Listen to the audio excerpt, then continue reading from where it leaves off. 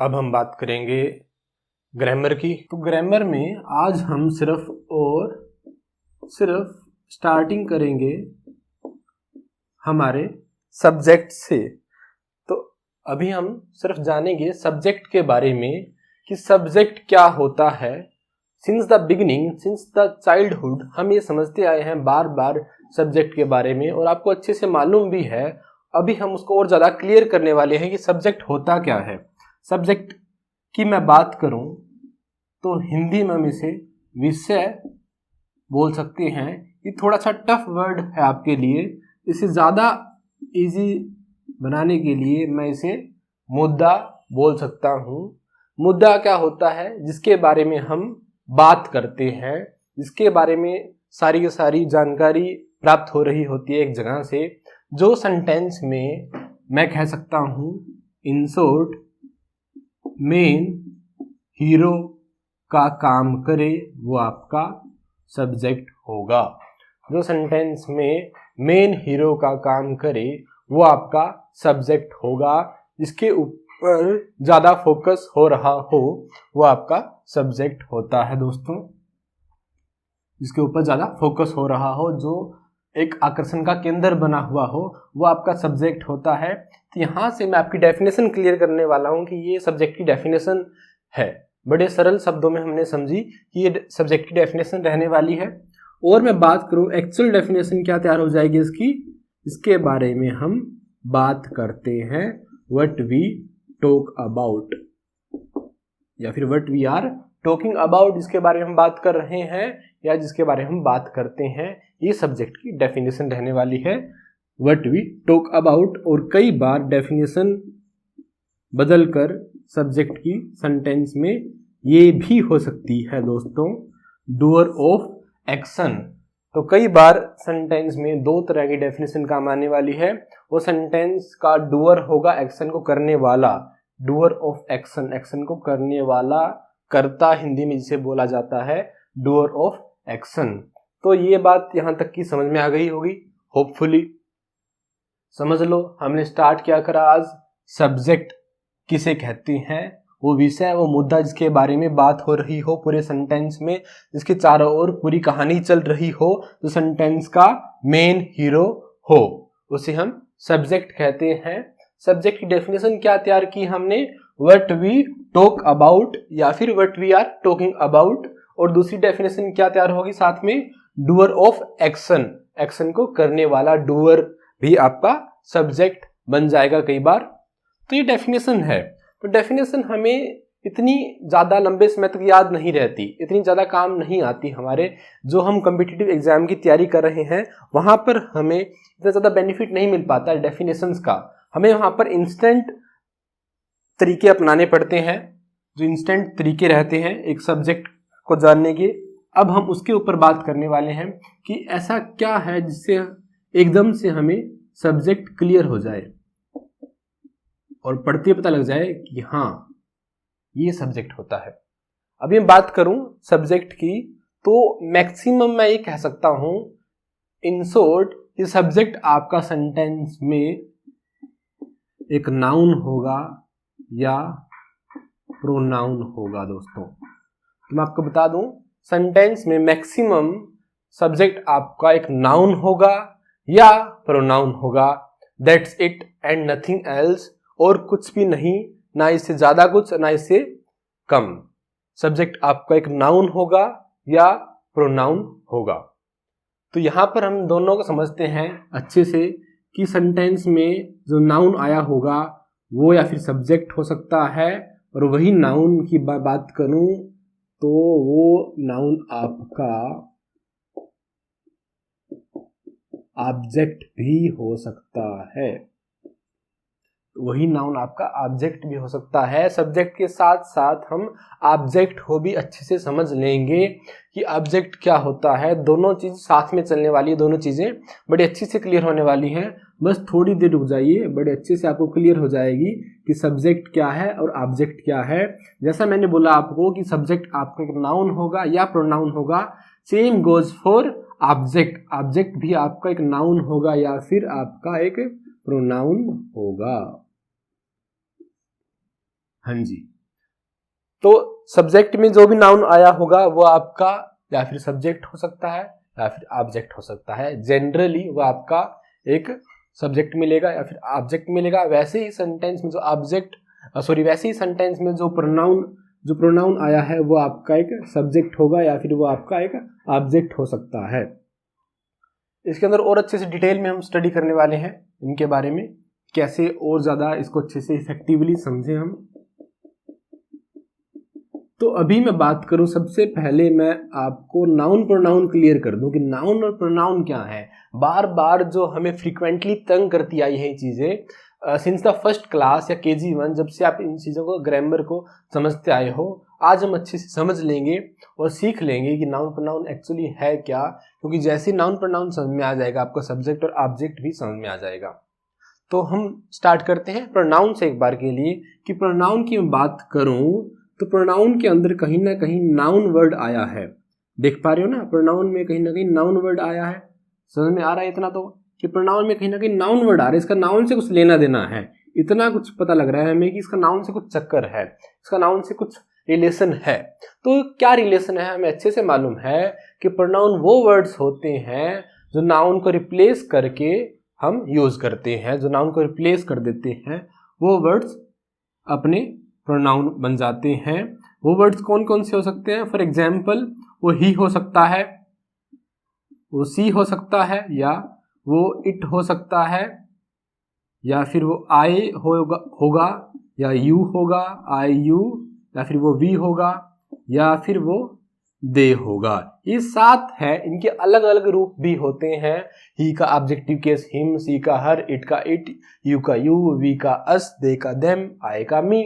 और इनके और अलग रूप भी हैं। इनके पजेसिव एडजेक्टिव, पजेसिव प्रोनाउन, वो बाद में हम अच्छे सीखने वाले हैं। मेन प्रोनाउन आपके ये 7 ही हैं, ही, सी, it, I, you, we, they.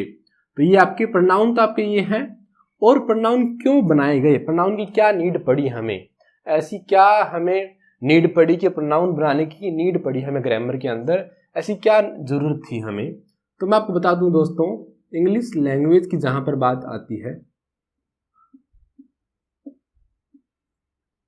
English language की जहां पर बात आएगी, तो इंग्लिश लैंग्वेज क्या करती है?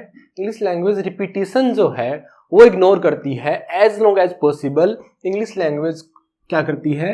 रिपीटिशन इग्नोर करती है। रिपीटिशन आपको इग्नोर करना है, जितना ज़्यादा हो सकता है पॉसिबल आपको रिपीट नहीं करनी है चीज़ें इंग्लिश लैंग्वेज के अंदर।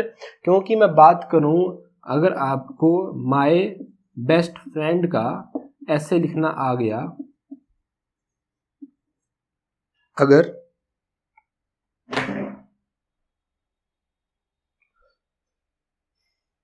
आपको माय बेस्ट फ्रेंड कैसे लिखना आ गया, तो माय बेस्ट फ्रेंड के अंदर मैं अपने दोस्त का नाम लूंगा सबसे पहले, जो भी मेरे दोस्त का नाम रहने वाला है, राम, श्याम, जो भी, सीता, गीता, जो भी नाम होगा आपके बेस्ट फ्रेंड का, मेल है या फीमेल है वो आपकी इच्छा है, जो भी आपका, जैसा भी आपका दोस्त होगा।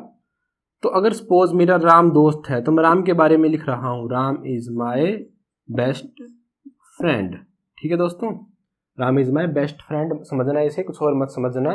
और वैसे भी ये बेस्ट फ्रेंड ही है, स्पेस ज़्यादा यूज ना हो इसलिए मैंने यहाँ पर शॉर्ट फॉर्म लिख दी। Ram is my best friend की मैंने बात करी। उसके बाद मैं कहूँगा सेंटेंस, आगे मैं जाऊँगा, आगे मैं कहूँगा Ram is my class fellow, Ram gets up early, उसकी अच्छाइयाँ बताऊँगा, उसकी बुराइयाँ भी बताऊँगा। राम ये करता है, राम अपने माता पिता की इज्जत नहीं करता, और राम बड़ा ही चंचल सा बच्चा है, और राम जो भी करता है उसके बारे में आगे बातें करता रहूँगा।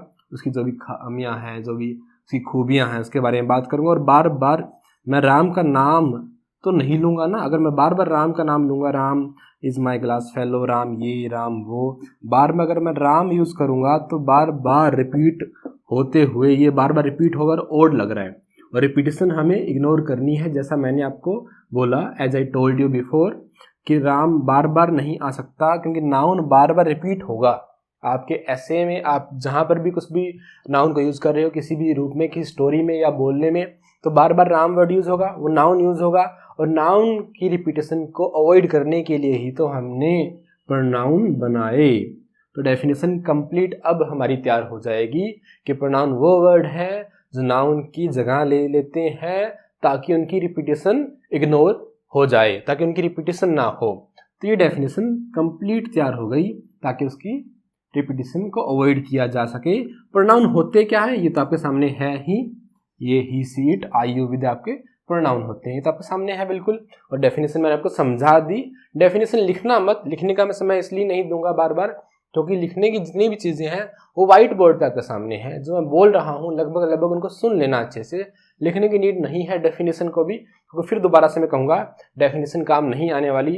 दोस्तों डेफिनेशन का इतना ज़्यादा आउटपुट नहीं है, हमें इंस्टेंट चीज़ें ध्यान में रखनी है। प्रोनाउन ये होते हैं, अगर एग्जाम क्रैक करना है जिस तरीके से मैं आपको बातें बता रहा हूँ वही बातें आपके काम आएंगी और अच्छे से एग्जाम को आप क्रैक कर पाओगे। डेफिनेशन काम नहीं आती, टीचर के काम आ जाती है, नो डाउट।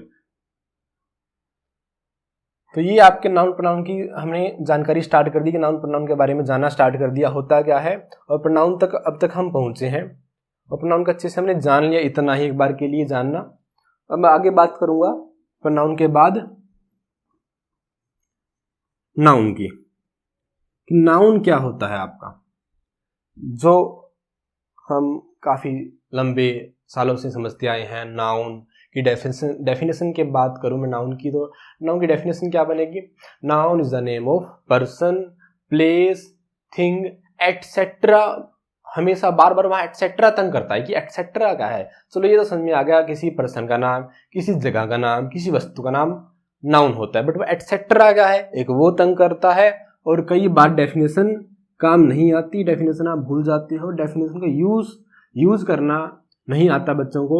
अब यूसेज कैसे करना है, उस डेफिनेशन का क्या यूज है, उसके बारे में बात करते हैं। ठीक है दोस्तों, नाउन की बात करते हैं। नाउन की मैं बात करूं तो आप जहां पर भी बैठे हो, अपने जिस भी रूम में बैठे हो, आप कहीं पर भी हो, तो आपके सराउंडिंग में जितनी भी चीजें हैं, आपके आसपास जो भी आप देख पा रहे हो, आपका सेल फोन, आपके फैमिली मेंबर्स, आप खुद, मैं, ये मार्कर, ये व्हाइट बोर्ड, और ये मेरे पास में बगल में चेयर पड़ी है, सब कुछ तो नाउन है। इस रूम में जो भी कुछ चीजें में दिखाई दे रही है वो सब नाउन है। आपको जो भी चीज दिखाई दे रही है वो सब नाउन है। नाउन की दो कैटेगरी में मैं डिवाइड करूंगा नाउन को। जो भी विजिबल स्टफ रहेगा वो आपका नाउन है, और जो भी विजिबल स्टफ नहीं होगा, जिसको आप ना ही देख सकते हो और ना ही जिसको आप टच कर सकते हो, neither you can see NOR you can touch, only feel कर सकते हो, उस कैटेगरी को भी हम नाउन में रखेंगे। वो भी नाउन ही है एज वेल, वो भी नाउन है। पहली कैटेगरी विजिबल स्टफ वाली, दूसरी कैटेगरी फील ओनली वाली। तो विजिबल में, विजिबल क्या है आपके सामने, मैं आपके सामने विजिबल हूं, आपके सामने अगल बगल में आपके लोग विजिबल हैं, या प्लेस जो जगह है वो विजिबल होगी, या वस्तुएं आपको दिखाई दे रही हैं वो विजिबल है। अब बात करते हैं जो विजिबल नहीं है।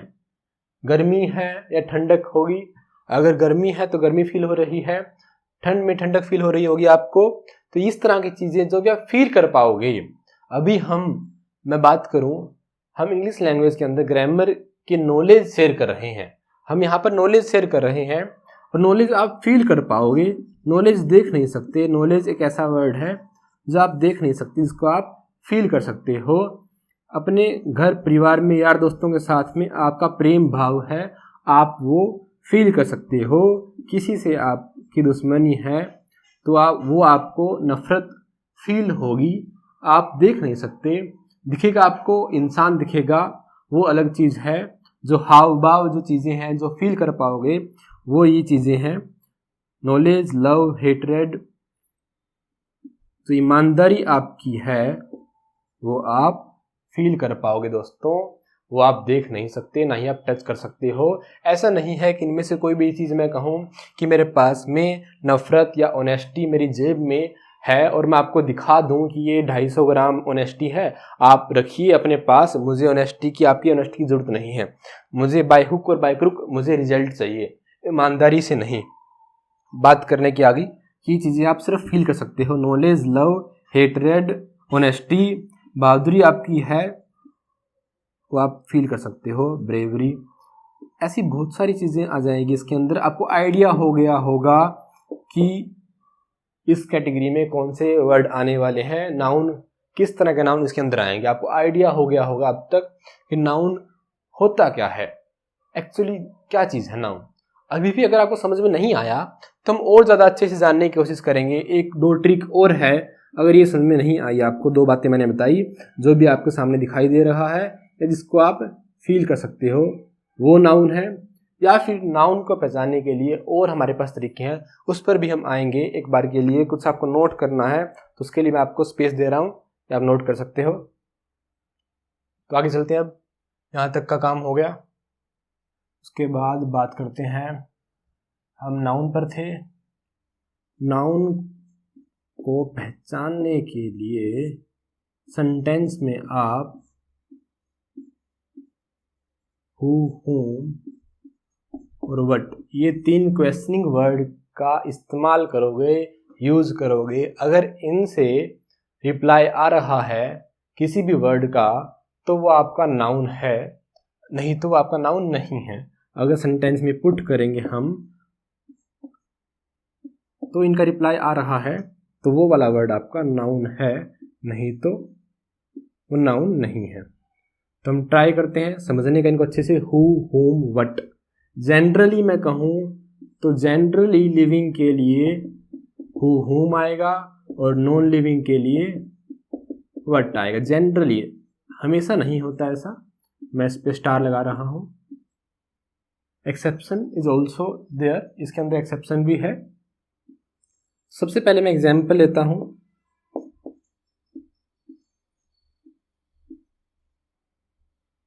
राम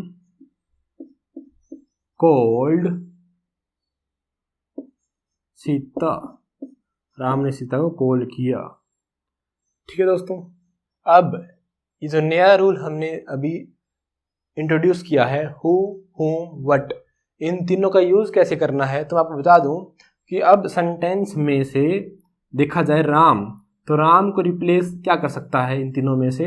व्हाट नहीं करेगा क्योंकि लिविंग है, whom नहीं करेगा क्योंकि ये सब्जेक्ट के प्लेस पर है। जनरली सब्जेक्टिव केस के लिए हम हु लगाते हैं, जनरली हम सब्जेक्टिव केस के लिए हम हु लगाते हैं, और ऑब्जेक्टिव केस के लिए, ऑब्जेक्ट के लिए कहूँ तो whom लगाते हैं। सब्जेक्ट के लिए who और ऑब्जेक्ट के लिए whom। सब्जेक्ट को फाइंड आउट करना है तो who लगाओगे, ऑब्जेक्ट को फाइंड आउट करना है तो whom लगाओगे। सिंपल है, दोबारा बता दूं, सब्जेक्ट को फाइंड आउट करना है तो आप who लगाओगे और ऑब्जेक्ट को फाइंड आउट करना है तो आप whom लगाओगे।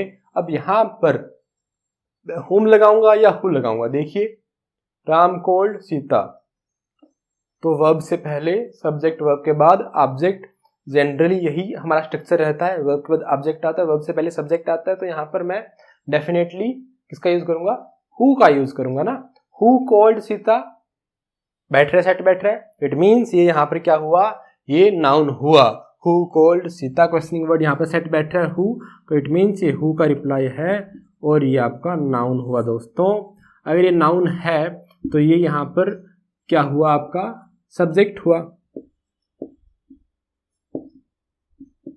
डूअर ऑफ एक्शन भी है ये, और हु का रिप्लाई भी है, तो ये नाउन भी है। हर तरीके से ये आपका सब्जेक्ट ही होगा। ठीक है दोस्तों, Ram cold Sita, Ram cold, cold की बात करूं, कोल्ड कहां से आया? कोल से आया। कोल वर्ब की फर्स्ट फॉर्म है, उसमें ईडी लग गया, मतलब सेकंड फॉर्म वो तैयार हो गई, वो सेकंड फॉर्म है, सबको मालूम है ना। कोल्ड तो आपकी वर्ब है ना, जो कहां से आई है? कोल से आई है। कॉल करना, कॉल करने की प्रक्रिया को क्रिया बोलेंगे। वर्ब किसे कहते हैं मैं एक बार अच्छे से बाद में बताऊंगा, अभी जान लो। इन शॉर्ट वर्ब कहते किसे हैं? ऐसा कोई भी वर्ड, ऐसा कोई भी वर्ड जो डूइंग शो करे, ऐसा कोई भी वर्ड जो डूइंग शो करे, जो एक्टिविटी शो करे, ऐसा कोई वर्ड जो कोई भी एक्टिविटी शो करे, कोई भी एक्शन शो करे, उस वर्ड को हम क्या बोलेंगे? वर्ब बोलेंगे। उस वर्ड को हम वर्ब बोलेंगे। ऐसा कोई भी वर्ड जो एक्टिविटी शो करेगा या डूइंग शो करेगा या एक्शन कह दो, एक ही बात है, तीनों बात, उस वर्ड को हम वर्ब कहेंगे। एक बार के लिए इतना जान लो। और दूसरी तरफ एक और वहाँ पर बात भी ध्यान रखना कई बार सेंटेंस में एक्शन नहीं हो रहा होता। बहुत सारे वर्ड सेंटेंस में आपको स्टेट शो करेंगे, अवस्था बताएंगे, कंडीशन बताएंगे कि सेंटेंस में सब्जेक्ट की कंडीशन क्या है, अवस्था क्या है। For example I am a teacher के अंदर मैं यहाँ पर मैं अपनी अवस्था बता रहा हूँ, इसके अंदर को मैं कोई भी एक्टिविटी नहीं कर रहा, तो यहाँ पर मैं क्या कहूँगा, वहाँ पर जो वर्ब आई है एम, तो वो एम क्या है, स्टेट वाला वर्ड है, तो वो वर्ड भी वर्ब है। अगर मैं कहता हूँ आई एम टीचिंग यू, तो इसके अंदर एम टीचिंग एक एक्टिविटी शो कर रहा है, यहाँ पर डूइंग शो हो रही है, तो एम टीचिंग क्या हुआ, वो एम टीचिंग वाले दोनों वर्ड वर्ब हो जाएंगे। उसके अंदर एक हेल्पिंग वर्ब है, एक मेन वर्ब है, उसके बारे में हम अच्छे से डिटेल में स्टडी करेंगे जब हम थोड़ा सा वर्ब के ऊपर बात करेंगे नेक्स्ट क्लास में। तो अभी हमें समझ में ये आ गया कि यहाँ पर कोल्ड क्या है, कोल्ड यहाँ पर आपकी वर्ब है, कोल्ड क्या है, यहाँ पर आपकी वर्ब है। उसके बाद में कोल्ड का चक्कर तो खत्म हो गया, राम कोल्ड, अब सीता लिविंग है, हु पहले आ चुका सब्जेक्ट के लिए, अब तो ऑब्जेक्ट ही बचा, तो यहाँ पर होम भी सेट बैठ रहा है और कुछ तो आएगा ही नहीं। राम कोल्ड हु मतलब ये नहीं होम आएगा ना, राम कोल्ड होम, किसको कॉल करा, तो यहाँ पर होम आ जाएगा दोस्तों, राम कोल्ड होम, तो होम का रिप्लाई आ रहा है, बड़े प्यार से आ रहा है, बैठ भी रहा है, सेटिंग भी बैठ रही है इसकी, यहाँ पर होम का रिप्लाई भी आ रहा है, इट मीन्स ये नाउन है और ये आपका एक ऑब्जेक्ट तैयार हो गया। देखो दोस्तों इतना ही फर्क है, सब्जेक्ट ऑब्जेक्ट में दोनों ही नाउन हो सकते हैं या प्रोनाउन हो सकते हैं, बस इसके ऊपर हमारा काम चल रहा है, इनको पहचानने के लिए अच्छे से सब्जेक्ट ऑब्जेक्ट के ऊपर और नाउन प्रोनाउन की भी साथ में बात चल रही है। तो ये तो आपका फर्स्ट एग्जाम्पल था। इसके बाद मैं सेकंड एग्जाम्पल पर आता हूँ, आप नोट करना चाहो, नोट करने का आपको टाइम मैं दे देता हूँ। नोट करने के लिए टाइम का मतलब है कि मैं आपको स्पेस दे दूंगा, थोड़ा पीछे हट जाऊंगा ताकि आप स्क्रीन को पॉज करके आप आराम से जो भी आपको नोट डाउन करना है, राइट डाउन करना है, वो आप कर लो। ठीक है दोस्तों, अब हम आगे चलते हैं, नेक्स्ट सेंटेंस में लिखता हूं,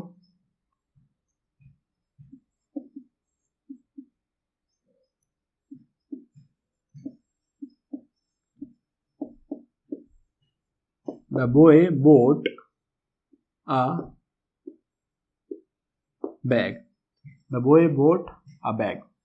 ठीक है दोस्तों, The boy bought a bag के अंदर अब हम ये तीनों वर्ड का यूज करेंगे और फाइंड आउट करेंगे सब्जेक्ट क्या है, ऑब्जेक्ट क्या है, नाउन आया है या प्रोनाउन आया है, उसके बारे में बात करेंगे। द बॉय के लिए हम लिविंग है तो वट नहीं लगा सकते, यहाँ पर एक बार के लिए हम होम में से हु ही लगाएंगे, हु बोट अ बैग। ठीक है दोस्तों, इतना तो कर पा रहे हो, इतना कर पा रहे हो तो समझ लेना कि आगे आने वाला जितना भी काम है सारा काम समझ में आ जाएगा। ये बड़ी ही सरल और सिंपल बातें मैं कर रहा हूँ, अभी तो आगे भी सिंपल ही बातें रहने वाली हैं, बट मैं होप करता हूँ कि इतना आपको समझ में आना चाहिए, क्योंकि अभी बहुत सारी बातें हैं जो आगे आने वाली टफ होने वाली हैं, जिसको सीखने के लिए थोड़ा सा पेशेंस रखना पड़ेगा आपको। तो यहाँ पर वापसी आ जाते हैं, the boy bought a bag, तो यहाँ पर हु का रिप्लाई आ रहा है द बॉय, तो ये बिल्कुल ठीक है, ये आपका नाउन है और ये आपका एक सब्जेक्ट हुआ। ठीक है दोस्तों, द बॉय बोट, बोट पता है आपको सेकंड फॉर्म है बाय, बोट बोट, तो ये वर्ब है, इतना सबको मालूम है, ये वर्ब है, खरीदा, पास्ट में खरीदा था, ये सेकंड फॉर्म है आपके यहाँ पर द बॉय बोट। अब यहाँ पर ये हु होम तो आएगा नहीं, नॉन लिविंग है, तो वट का रिप्लाई आ जाएगा the boy boat what a bag, तो ये आपका क्या बन गया, ये भी आपका नाउन बन गया, और ये आपका नाउन के बाद में इसे हम क्या कह सकते हैं, इसे आप बोल सकते हो ऑब्जेक्ट है ये आपका, the boy boat what a bag, simple. दोस्तों ध्यान रखना, इसके अंदर एक और नई चीज आ गई आपकी, द और आर्टिकल ए, दो आर्टिकल आ गए द और ए। अगर मैं बात करूं आर्टिकल की, सबको मालूम है article a an the counting wise 3 होते हैं। अगर मैं कैटेगरी की बात करूं तो कैटेगरी 2 कैटेगरी में डिवाइड हो जाएगा, ये a an indefinite category, the definite category. जहाँ पर इंडेफिनेट की बात होगी, जहाँ पर भी इंडेफिनेट कोई भी नाउन होगा तो वहाँ पर ए एन आ जाएगा, जहाँ डेफिनेट नाउन होगा वहाँ पर आर्टिकल द आ जाता है। स्पेसिफिक जहाँ पर बात हो रही होगी नाउन की वहाँ पर द आएगा, इंडेफिनेट जहाँ पर बातें होगी वहाँ पर ए एन आ जाएगा। और ए एन में से भी आपको मालूम है एन कहाँ पर आता है, जहां पर वावल की साउंड आ रही हो, वावल से पहले नहीं, वावल की साउंड, वावल बोलेंगे इसे वोवल नहीं, जहां वावल की साउंड से पहले एन लगाएंगे और कॉन्सोनेंट की साउंड से पहले आप क्या लगाओगे, आर्टिकल ए लगाओगे। साउंड का खेल है दोस्तों, अगर साउंड का खेल ना होता तो यहां पर ऑनेस्ट से पहले तो ए आता ना, क्योंकि ऑनेस्ट के अंदर साउंड वावल की है, वावल मालूम है ना, 5 ए ई आई ओ यू, तो ये 5 वावल है, सबको मालूम है इतना। तो अब यहाँ पर देखा जाए ऑनेस्ट के अंदर स्टार्टिंग तो एच वर्ड से हो रही है जो आपका कॉन्सोनेंट है, बट साउंड वावल की है, ऑनेस्ट एच साइलेंट है, इसमें सबको मालूम है ये साइलेंट रहता है, और साउंड किसकी आ रही है, ओ की आ रही है। वावल की साउंड से पहले आर्टिकल हम क्या लगाते हैं, एन लगाते हैं, तो यहाँ पर एन आ जाएगा, सिंपल है। तो ये बातें हम बाद में करेंगे, अभी हम बात करते हैं अपने सब्जेक्ट की, और नाउन की बात कर रहे थे हम, वापसी आ जाते हैं। मैंने आर्टिकल का जिक्र क्यों करा दोस्तों, क्योंकि आर्टिकल के बाद में मैं बता दूं जनरली पोजीशन नाउन की रहती है, आर्टिकल के बाद नाउन आता है, आर्टिकल नाउन के लिए आते हैं, इन शॉर्ट मैं कह सकता हूं आर्टिकल नाउन के लिए आते हैं।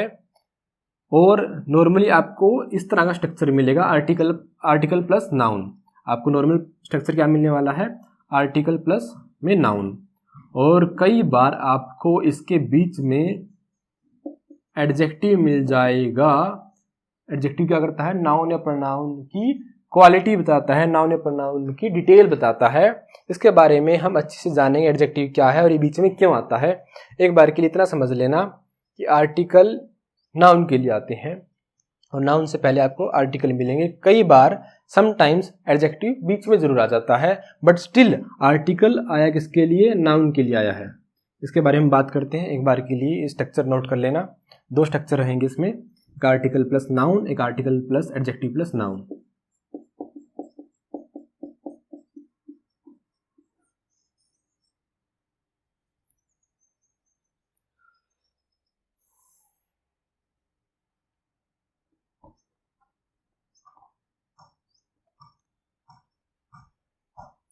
ठीक है दोस्तों, आर्टिकल प्लस नाउन की बात करूं तो मैं द आर्टिकल है, इसके बाद क्या आ गया, यहाँ पर नाउन आ गया, इस तरीके से आप समझ सकते हो, द बॉय नाउन है, आर्टिकल ए आ गया। अब बैग कॉन्सोनेंट की साउंड है बैग, तो आर्टिकल ए ही आएगा। डेफिनेट बॉय की बात हो रही है, द बॉय स्पेसिफिक बॉय है कोई, द बॉय किसी स्पेसिफिक लड़के की बात हो रही है, वहां पर पता है जो नरेटर से मालूम है वो कौन सा लड़का है, ये फील हम कर पा रहे हैं कि स्पेसिफिक लड़का है, कोई रैंडम गाय नहीं, एक स्पेसिफिक कोई गाय है उसकी बात हो रही है। The boy what what a bag आपका नाउन है, आर्टिकल से भी पता लग रहा है और वर्ड से भी पता लग रहा है, और डेफिनेशन से भी पता लग जाएगा, name of person place thing, name of thing है ये, क्योंकि नाउन का मतलब ही क्या है, नाउन का मतलब ही एक तरह से आप कह सकते हो नेम, नेमिंग वर्ड या नेम, नाउन का मतलब ही नेम होता है एक तरह से। जो भी चीज आपको दिखाई दे रही है सबका नाम तो हमने रखा हुआ है ना, मनुष्य ने सबका नाम रखा है, हर चीज का नाम तो रखा हुआ है, जो भी नाउन आपको दिखाई दे रहा है आसपास में सराउंडिंग में, हर चीज का नाम रखा हुआ है मनुष्य ने, तो वही आपके नाउन है। ठीक है दोस्तों, लिख लो, मैं ट्राई कर रहा हूँ नाउन और प्रोनाउन और सब्जेक्ट ऑब्जेक्ट, ये 4-5 चीजें जितना ज्यादा आसान हो सकता है उतना ज्यादा आपके लिए आसान बना दूं, क्योंकि हम जो टॉपिक करने वाले हैं, नेक्स्ट टॉपिक जो होगा उसके लिए इन चीजों की जरूरत पड़ेगी हमें, ये बिल्कुल बेस है, बिल्कुल बेसिक बातें हैं ये। एग्जाम्पल की बात करते हैं अब आगे, एग्जाम्पल लेता हूं,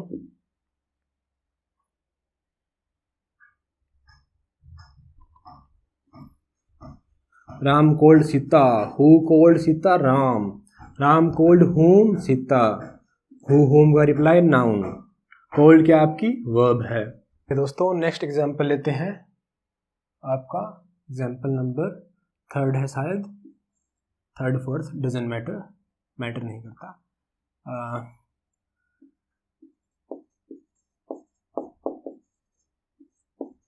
laughter cures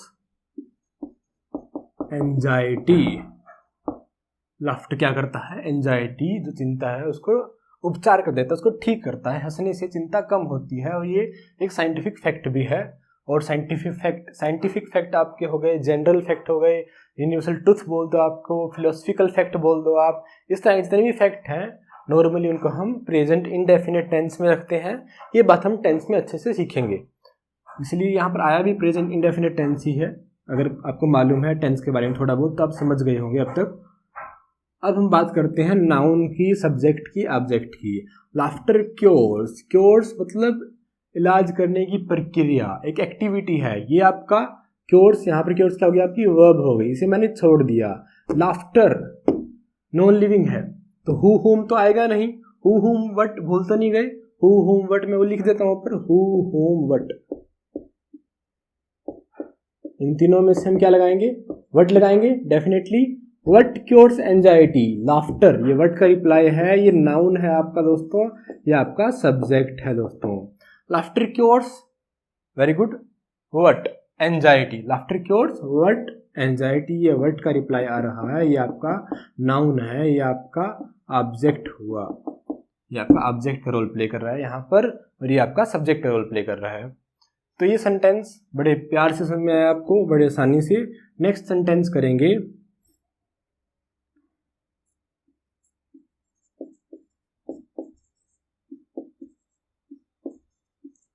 honesty is the best policy.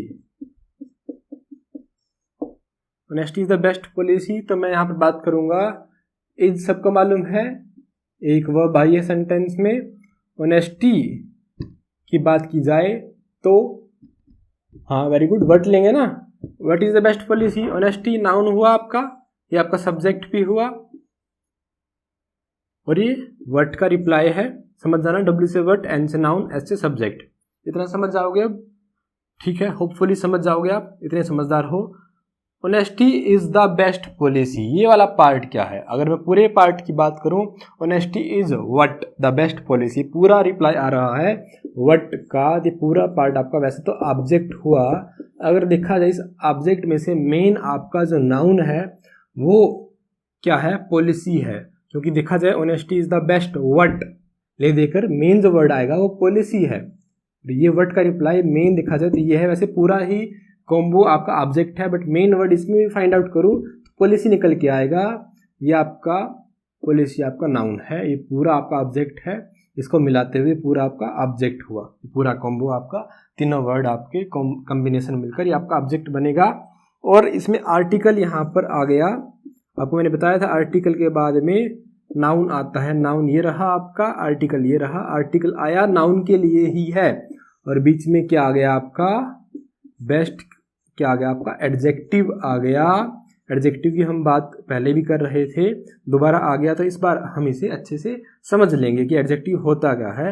Adjective क्या करता है, नाउन या प्रोनाउन की क्वालिटी बताता है, नाउन या प्रोनाउन में एक्स्ट्रा डिटेल ऐड करने वाला वर्ड, नाउन या प्रोनाउन में डिटेल ऐड करने वाला वर्ड आपका क्या कहलाएगा, एडजेक्टिव कहलाएगा। नाउन या प्रोनाउन को जो एनहेंस करेगा, ऐसा वर्ड जो नाउन प्रोनाउन को एनहेंस कर देगा, उसके बारे में एक्स्ट्रा जानकारी देगा, जो एक्स्ट्रा इन्फॉर्मेशन देगा, वो वर्ड आपका एडजेक्टिव होगा। बड़ा ही सिंपल है, नाउन या प्रोनाउन की जो एक्स्ट्रा जानकारी देगा, उसमें डिटेल ऐड करेगा, वो वाला वर्ड आपका एडजेक्टिव कहलाएगा। पॉलिसी कैसी, उसमें एक्स्ट्रा जानकारी दे रहा है, पॉलिसी कैसी है, बेस्ट है। अगर अभी भी समझ में नहीं आया तो आप वहां पर व्हाट काइंड ऑफ, ये वर्ड है, एक क्वेश्चनिंग वर्ड है, व्हाट काइंड ऑफ, इस वर्ड को, इस कॉम्बिनेशन को पुट करके देखना, अगर रिप्लाई आ रहा है व्हाट काइंड ऑफ का कोई भी वर्ड, तो आपका जनरली क्या माना जाएगा, एडजेक्टिव माना जाएगा। जनरली हमसे एडजेक्टिव मानेंगे, no doubt. What kind of policy, best policy, worst policy, बेकार पॉलिसी, अच्छी पॉलिसी, बुरी पॉलिसी, ठीक है, बहुत ही ज़्यादा बकवास पॉलिसी, कैसा भी यहाँ पर वर्ड होगा वो आपका एडजेक्टिव ही होगा, जो पॉलिसी की एक्स्ट्रा जानकारी देगा। इन शॉर्ट में कौन सा एक्स्ट्रा जानकारी दे या फिर व्हाट काइंड ऑफ का आंसर आए, वो आपका क्या होता है, एडजेक्टिव होता है। तो ये आपका एडजेक्टिव है, बेस्ट आपका क्या हुआ, एडजेक्टिव हुआ। और ये आर्टिकल द आया नाउन के लिए ही है, बट मजबूरन इसे एडजेक्टिव से पहले आना पड़ा, आर्टिकल आते नाउन के लिए ही है, द पॉलिसी, इसमें एक्स्ट्रा जानकारी देने वाला एडजेक्टिव बीच में आ गया। बस एडजेक्टिव के बारे में पता लग गया आपको, और ये जो आपकी कन्फ्यूजन थी ये भी यहाँ पर क्लियर हो जाएगी कि आर्टिकल नाउन के लिए आया है या फिर नहीं आया, या बेस्ट क्या है, इज क्या है, ऑनेस्टी क्या है, हर एक वर्ड जो लिखा हुआ है व्हाइट बोर्ड पर एटलीस्ट वो क्लियर होना बहुत ज़्यादा ज़रूरी है। आपके दिमाग में कोई भी और तरह का डाउट है वो मुझसे डायरेक्ट पूछ सकते हो, आप डाउट सेक्शन में जाके पूछ सकते हो, कैसे भी एनी हाउ कॉन्टेक्ट करोगे मैं आपको बता दूंगा अच्छे से। बट मैं ट्राई कर रहा हूँ आपको यहाँ पर ही आपको सब कुछ समझ में आ जाए, कोई बाद में डाउट की गुंजाइश ना रहे। नोट कर लो, करना है।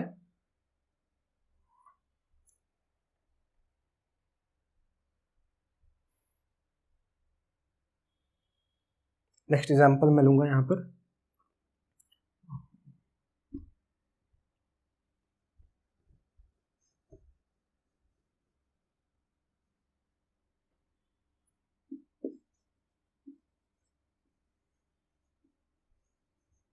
Ram loves his home.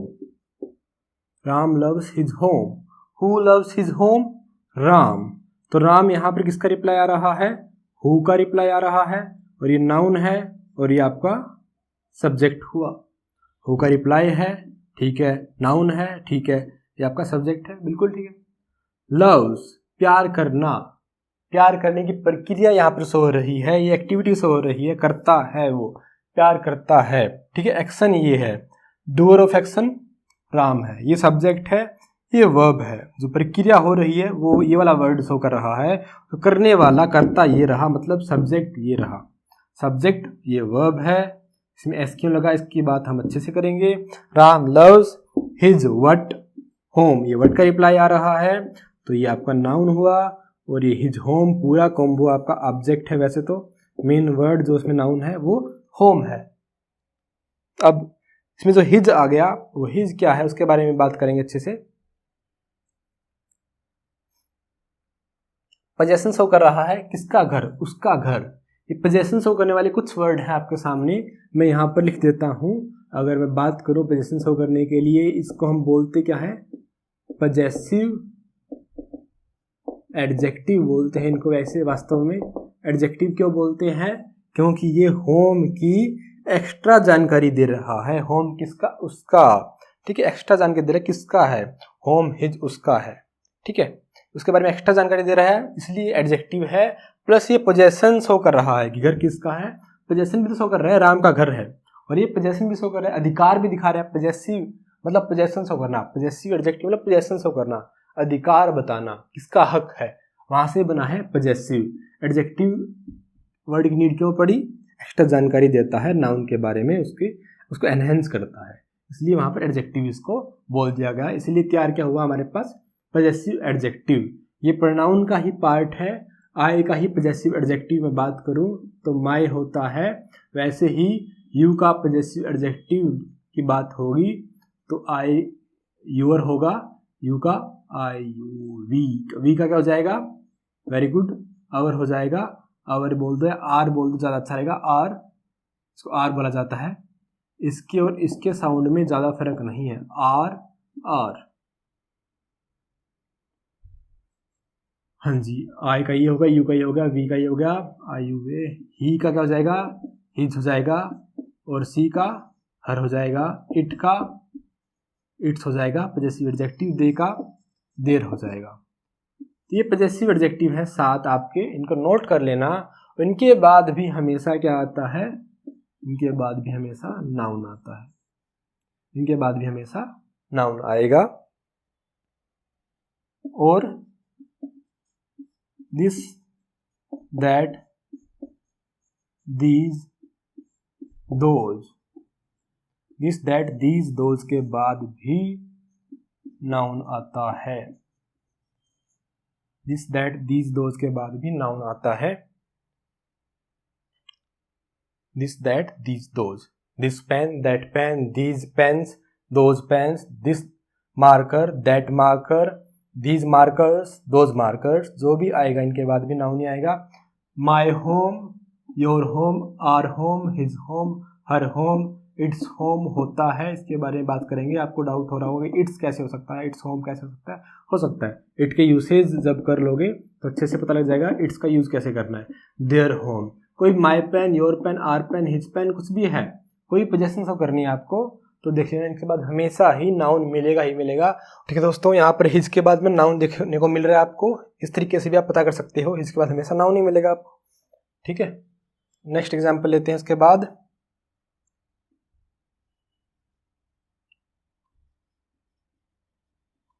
Love changes a person, love changes a person.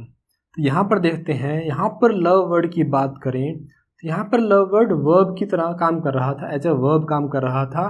But यहाँ पर देखा जाए तो यहाँ पर पूरा सेंटेंस पढ़ता हूँ, लव चेंजेस अ पर्सन। यहाँ पर तो ये डूअर ऑफ एक्शन है, डूअर ऑफ एक्शन हुआ ना, एक्शन को करने वाला कर्ता ये हुआ, इसके बारे में बात हो रही है। सब्जेक्ट की डेफिनेशन तैयार जो हमने की उसके अकॉर्डिंग तो यहाँ पर ये सब्जेक्ट बन रहा है, मतलब ये नाउन है। यहाँ पर कैसे पता लगा नाउन है ये? वर्ड का रिप्लाई आएगा, word changes a person love, ये वर्ड का रिप्लाई है तो ये नाउन है। यहाँ पर ये वर्ब नहीं है, क्योंकि जो आप ग्रामर कर रहे हो ये आपकी फंक्शनल ग्रामर है। फंक्शनल ग्रामर मतलब फंक्शन, फंक्शन क्या करता है, कोई भी वर्ड कैसे भी यूज हो सकता है, डिपेंड करेगा उसके फंक्शन पर। बहुत सारे ऐसे वर्ड हैं जो एज ए नाउन भी यूज होंगे और एज अ वर्ब भी यूज होंगे। डायग्राम आपको रीजनिंग में समझ में अच्छे से आ जाएगा, जिन्होंने की हुई है रीजनिंग इनको पता है इस डायग्राम का मतलब क्या है।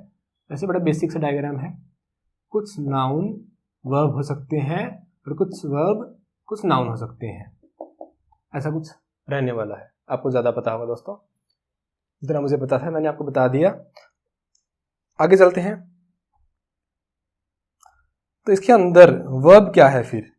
चेंजेस, जो एक्शन हो रहा है, चेंज होने की प्रक्रिया क्रिया कहलाती है। तो क्रिया हुई ना, वर्ब तो चेंजेस हुई, चेंज होना, एक्टिविटीज हो रही है चेंज वर्ड से, तो ये वर्ब हुई। लव चेंजेस होम, ये होम का रिप्लाई होगा, ये भी आपका नाउन है क्योंकि आर्टिकल भी आ गया और ये आपका ऑब्जेक्ट हुआ, आपका ऑब्जेक्ट तैयार हुआ। देख रहे हो दोस्तों, यहाँ पर ये love word as a verb काम कर रहा था और यहाँ पर वही वर्ड एज ए नाउन काम कर रहा है। डिपेंड करता है यूसेज पर, कैसे यूज हुआ है। फंक्शनल ग्रामर है ये दोस्तों आपकी। अब एग्जाम्पल मैं एक और ले लेता हूँ। एग्जाम्पल की बात आई तो मैंने यहाँ पर लिखा नेहा वेंट होम। तो इसमें देखते हैं, क्वेश्चनिंग वर्ड पुट करते हैं। हु वेंट होम, नेहा, ये हु का रिप्लाई है, नाउन है। वेंट आपकी वर्ब है, नेहा वेंट। होम किसका आंसर आ जाएगा? नेहा वेंट। ध्यान से देखना, नेहा वेंट, ये आपका यहाँ पर आपको वेयर का रिप्लाई मिलेगा और वेयर का रिप्लाई नाउन नहीं होता, ये हमने कहीं पर भी नहीं लिखा। हु हुम, व्हाट का रिप्लाई नाउन होता है, व्हाट काइंड ऑफ का रिप्लाई एडजेक्टिव होता है। बट वेयर के रिप्लाई की बात जहाँ पर आएगी तो वेयर का रिप्लाई आपका एडवर्ब होता है। ध्यान रखना दोस्तों, वेयर का रिप्लाई एडवर्ब होता है और व्हेन का रिप्लाई भी एडवर्ब होता है और हाउ का रिप्लाई भी एडवर्ब होता है। एक दो वर्ड और है, वाई भी इसमें आएगा। एक बार के लिए इतने 3 वर्ड जान लो, वेयर व्हेन हाउ का रिप्लाई एडवर्ब होता है। एडवर्ब क्या करता है? जनरली एडवर्ब वर्ब के बारे में हमें एक्स्ट्रा जानकारी देता है। एडवर्ब के अंदर वर्ब आ गया, उसके अंदर कुछ अलग से ऐड करता है, उसकी एक्स्ट्रा जानकारी देता है। वर्ब में जो डिटेल ऐड करता है वो वर्ड एडवर्ब कहलाता है। जनरली ये ऐसा करता है और बहुत सारे इसके रोल हैं और डेफिनेशन इसकी लंबी चौड़ी है। अभी के लिए बस इतना जान लो, एडवर्ब क्या करता है, वर्ब के बारे में एक्स्ट्रा जानकारी देता है। और क्वेश्चनिंग वर्ड क्या पुट करेंगे एडवर्ब के लिए? वेयर, व्हेन और हाउ, ये 3। यहाँ वेंट, यहाँ पर रिप्लाई आ रहा है कहाँ गई, घर गई। ठीक, घर गई, वो कहाँ का रिप्लाई आ रहा है, मतलब वेयर का रिप्लाई आ रहा है। इट मीन्स ये यहाँ पर आपका एडवर्ब है। सेंटेंस में ऑब्जेक्ट नहीं आया, सब्जेक्ट है, वर्ब है और ऑब्जेक्ट नहीं है। क्योंकि ऑब्जेक्ट क्या होता है? एक नाउन होता है या प्रोनाउन होता है। एडवर्ब ऑब्जेक्ट नहीं बनेगा। ध्यान रखना दोस्तों कि सेंटेंस बनने के लिए मेन इंग्रेडिएंट चाहिए आपको, सब्जेक्ट प्लस में वर्ब। 2 मेन इंग्रेडिएंट क्या चाहिए? सब्जेक्ट प्लस में वर्ब। ऑब्जेक्ट आया तो ठीक, ऑब्जेक्ट ना आया तो ठीक। जनरली हमें ये 2 इंग्रेडिएंट चाहिए सब्जेक्ट बनने के लिए, सॉरी सेंटेंस बनाने के लिए, सब्जेक्ट प्लस में वर्ब। ऑब्जेक्ट आया तो ठीक, नहीं आया तो ठीक, आया तो ठीक। इसके बिना भी सेंटेंस बन सकता है। Neha went where? Home. Home यहाँ पर एडवर्ब है। ठीक दोस्तों, यहाँ तक की बात आपको क्लियर है? नोट कर लो।